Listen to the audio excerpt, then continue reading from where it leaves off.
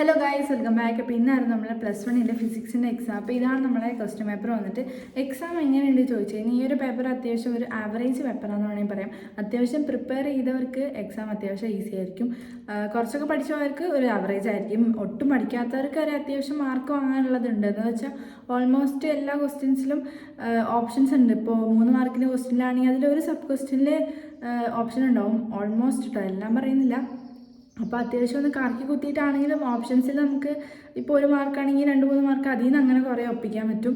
അപ്പോൾ അത്യാവശ്യം കുഴപ്പമില്ലാത്തൊരു പേപ്പറായിരുന്നു. എനിക്ക് എക്സാം എങ്ങനെയാണ് ചോദിച്ചു കഴിഞ്ഞാൽ ഒരു ആവറേജ് എത്തിയെന്ന് ചോദിച്ചാൽ ഇല്ല, ഒരു കുഴപ്പമില്ലാത്തൊരു എക്സാം ആയിരുന്നു. ഞാനങ്ങനെ എല്ലാം ഒന്നും പഠിച്ചിട്ടായിരുന്നില്ല പോയിട്ടുണ്ടായിരുന്നത്. ഒരു 1-2 ചാപ്റ്റേഴ്സൊക്കെ നോക്കി, പിന്നെ കുറച്ച് ഇമ്പോർട്ടൻറ്റ് ക്വസ്റ്റ്യൻസ് നോക്കിയിട്ടായിരുന്നു പോയിട്ടുണ്ടായിരുന്നത്. പിന്നെന്ന് പറയുമ്പോഴത്തേക്കും ഈ ഡിഫൈൻ ചെയ്യാനുള്ളതൊക്കെ എനിക്ക് അങ്ങനെ ലോസ് ഞാനൊന്നും പഠിച്ചിട്ടായിരുന്നില്ല പോയിട്ടുണ്ടായിരുന്നത്. ഉള്ളത് കുറേയൊക്കെ ഞാൻ കയ്യിൽ നിന്ന് ഇട്ടിട്ടുണ്ടായിരുന്നത്. ന്യൂമറിക്കൽസിൻ്റെ കാര്യം പറയുകയാണെങ്കിൽ ഞാൻ അങ്ങനെ മര്യാദയ്ക്കൊന്നും ചെയ്തില്ല ഗൈസ്. ന്യൂമറിക്കൽസ് അത്യാവശ്യം കുറച്ച് കൺഫ്യൂസിങ് ആയിരുന്നു. പിന്നെ കുറച്ച് ഗ്രാഫിൻ്റെ അതൊക്കെ ചെറിയൊരു കുറച്ച് ഇതായിരുന്നു. നമ്മളൊന്ന് കുറച്ച് ആലോചിച്ചാലാണത് ഇക്വേഷൻസൊക്കെ ഇട്ടൊന്ന് ചെയ്യാൻ പറ്റുള്ളൂ. അപ്പോൾ അങ്ങനെയായിരുന്നു ഈ എക്സാം എന്ന് പറയുന്നത്. കെമിസ്ട്രി പോയി, മാത്സ് പോയി. അപ്പോൾ ഈ ഫിസിക്സിൻ്റെ കാര്യത്തിലൊരു തീരുമാനം ഇന്നായി വിചാരിച്ചിട്ടുണ്ടായിരുന്നു. പക്ഷെ കുഴപ്പമില്ലാത്തൊരു എക്സാം ആയിരുന്നു. അപ്പോൾ അങ്ങനെ എനിക്ക് എക്സാം എങ്ങനെ ഉണ്ടെന്ന് താഴെ കമൻറ്റ് ചെയ്യാം. അപ്പോൾ നമ്മുടെ ഫസ്റ്റ് വന്നിട്ട് 1 മുതൽ 7 വരെ ഉള്ളതാണ്. അപ്പോൾ അതിൽ 5 എഴുതിയാൽ മതി. അപ്പോൾ 2 നമുക്ക് സ്കിപ്പ് ചെയ്യാൻ പറ്റും. അപ്പോൾ ഈ ഒരു എക്സാം എന്ന് പറയുമ്പോഴത്തേക്ക് കുറച്ചും കൂടെ കൂടുതൽ ഓപ്ഷൻസ് ഉള്ള പോലെ എനിക്ക് തോന്നിയിട്ടുണ്ട്. അപ്പോൾ പിന്നെ ഫസ്റ്റ് ക്വസ്റ്റ്യൻ തന്നെ സിഗ്നിഫിക്കൻറ്റ് ഫിഗേഴ്സാണ്. ഞാൻ പ്രീവിയസ് ഇയർ ക്വസ്റ്റ്യൻ പേപ്പർ എടുത്ത് നോക്കിയപ്പോൾ അതിലും ഇതേപോലെ ഉണ്ടായിരുന്നു. അതുകൊണ്ട് തന്നെ അത് ചെയ്യാൻ പറ്റി. ബാക്കിയുള്ളതൊക്കെ ഓപ്ഷൻസ് ഞാനിങ്ങനെ കറക്കി കുത്തി എഴുതി വെച്ചു. അതേപോലെ നമ്മൾ ബാക്കിയുള്ളതൊക്കെ എഴുതി കുറച്ചൊക്കെ നമ്മൾ ആദ്യം പഠിച്ച് ടീച്ചർമാർ പഠിപ്പിച്ചൊക്കെ ഓർമ്മ വെച്ചിട്ട് അങ്ങ് എഴുതി വെച്ചു. അങ്ങനെ 7 ചെയ്തു. ഏതെങ്കിലും ശരിയായ 5 ശരിയായ മാർക്ക് കിട്ടട്ടെ. ബാക്കി 8 മുതൽ 14 വരെ ഉള്ളതിൽ 5 ആയിരുന്നു. അപ്പോൾ അതിലും 2 വിടാൻ തോന്നുന്നു. ഈ ഡിഫൈൻ ചെയ്യാനുള്ളതൊക്കെ ഞാൻ അങ്ങനെ പഠിച്ചില്ല. ഫസ്റ്റ് ചാപ്റ്ററാണ് ഏറ്റവും ഞാൻ മര്യാദയ്ക്ക് പഠിച്ചിട്ടുണ്ടായിരുന്നുള്ളത്. ബാക്കിയുള്ളതൊക്കെ ഞാൻ കയ്യിൽ നിന്നിട്ട് എഴുതുകയായിരുന്നു ചെയ്തിട്ടുണ്ടായിരുന്നത്.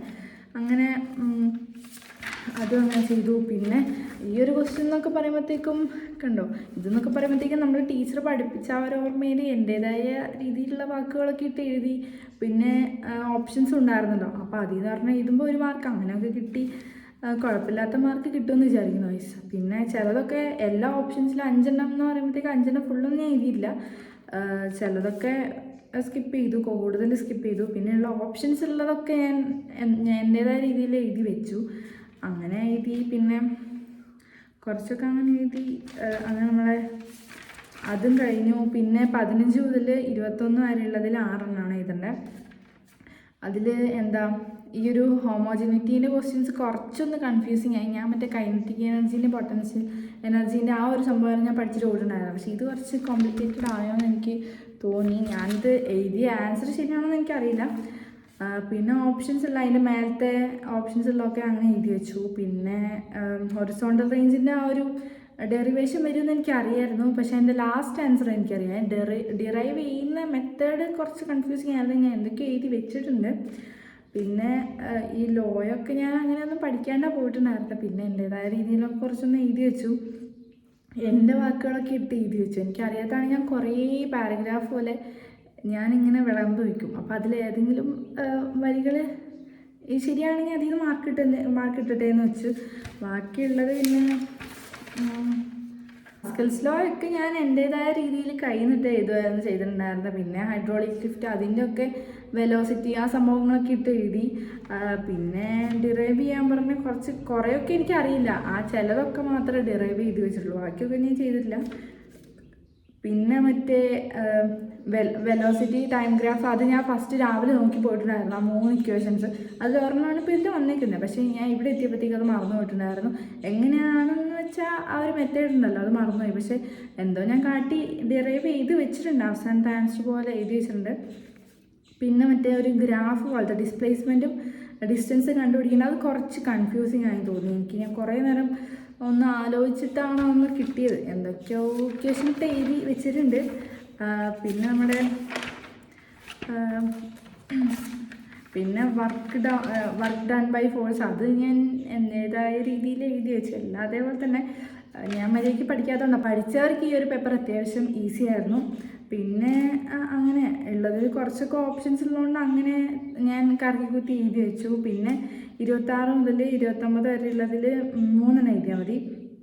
അപ്പം അങ്ങനെ അത് എഴുതി വെച്ചു. ഈ വെക്റ്റർ അതൊക്കെ ചെറിയ ഞാൻ എന്തൊക്കെയായിട്ട് എഴുതി വെച്ചു. കുഴപ്പമില്ലാത്തൊരു എക്സാം ആണെങ്കിലും പഠിക്കാത്തവർക്ക് കുറച്ച് ബുദ്ധിമുട്ടാണെന്ന് തോന്നുന്നു. അങ്ങനെ കുറച്ച് മാർക്ക് കിട്ടും. പിന്നെ ഈ റീഡ്രോ ചെയ്യാൻ പറഞ്ഞത് വരച്ചു. പിന്നെ അതൊക്കെ ടീച്ചർമാർ പഠിപ്പിച്ച ഓർമ്മ രീതിയിൽ ഞാൻ മാർക്ക് ചെയ്ത് വെച്ചിട്ടുണ്ട്. പിന്നെ എസ്കേപ്പ് വെലോസിറ്റി ഒക്കെ ഡിഫൈൻ ചെയ്യാൻ പറഞ്ഞാൽ ഞാൻ തന്നെ എഴുതിയൊക്കെ ചെയ്തിട്ടുണ്ട്. കറക്റ്റാണോ എന്ന് എനിക്കറിയില്ല. പിന്നെ ന്യൂമറിക്കൽസൊക്കെ കുറച്ച് എനിക്ക് ബുദ്ധിമുട്ടായിരുന്നു. നിങ്ങൾക്ക് എങ്ങനെയാണെന്ന് എനിക്കറിയില്ല, കമൻറ്റ് ചെയ്യാം. അതൊക്കെ അത്യാവശ്യം ഞാൻ കുറച്ചൊക്കെ ചെയ്തു, കുറച്ചൊക്കെ ഞാൻ സ്കിപ്പ് ചെയ്യാനും ചെയ്തിട്ടുണ്ടായിരുന്നേ. പിന്നെ അങ്ങനെ പോയി. അപ്പോൾ അത്രേ ഉള്ളൂ ഗൈസ്. പിന്നെ അവസാനത്തെ ക്വസ്റ്റ്യൻ 29ാമത്തെ ഞാൻ എഴുതിയിട്ടില്ല, അതൊക്കെ സ്കിപ്പ് ചെയ്തു. കുറേയൊക്കെ സ്കിപ്പ് ചെയ്തു. ഫസ്റ്റത്തെ ആ ഒരു സെക്ഷൻ 1 മാർക്കിൻ്റെ അതൊക്കെ എഴുതി. പിന്നെ ഓപ്ഷൻസ് ഉള്ള അത് സെലക്ട് ചെയ്ത് എഴുതാനുള്ളതൊക്കെ എഴുതി. പിന്നെ ബാക്കി ന്യൂമറിക്കൽസൊക്കെ കുറേ സ്കിപ്പ് ചെയ്തു. ഡിറൈവ് ചെയ്യാനുള്ളത് ചിലതൊക്കെ എനിക്കറിയായിരുന്നു, ബാക്കിയുള്ളതൊക്കെ ഞാൻ സ്കിപ്പ് ചെയ്യും. അതായിരുന്നു ചെയ്തിട്ടുണ്ടായിരുന്നത്. ഡിഫൈൻ ചെയ്യാനുള്ളത് മൊത്തം ഞാൻ കൈനിട്ട് എഴുതാൻ ചെയ്തിട്ടുണ്ടായിരുന്നു. അതിൽ നിന്ന് മാർക്ക് കിട്ടുവാണെങ്കിൽ കിട്ടും, അല്ലെങ്കിൽ ഇല്ല. ഞാൻ എഴുതി വെച്ചത് എങ്ങനെയാണോ എന്ന് എനിക്കറിയില്ല, അതേപോലെ ഉണ്ടാവും. അപ്പോൾ ഇതാണ് നമ്മുടെ ക്വസ്റ്റ്യൻ പേപ്പർ എന്ന് പറഞ്ഞിട്ട്. അപ്പോൾ നിങ്ങൾക്ക് എങ്ങനെ ഉണ്ടായിരുന്ന എക്സാം എന്ന് കമൻറ്റ് ചെയ്യുക. എനിക്ക് അത്യാവശ്യം ഒരു കുഴപ്പമില്ലാത്തൊരു എക്സാം ആയിരുന്നു, എന്തൊക്കെയോ കട്ടി എഴുതി വെച്ചു. അപ്പോൾ ഇതാണ് ഇന്നത്തെ വീഡിയോ എന്ന് പറയുന്നത്. അപ്പോൾ നിങ്ങൾക്ക് ഒരു വീഡിയോ ഇഷ്ടപ്പെട്ടോ വിചാരിക്കുന്നു. അപ്പോൾ അടുത്ത വീഡിയോയിൽ കാണുന്നതായിരിക്കും. ബൈ.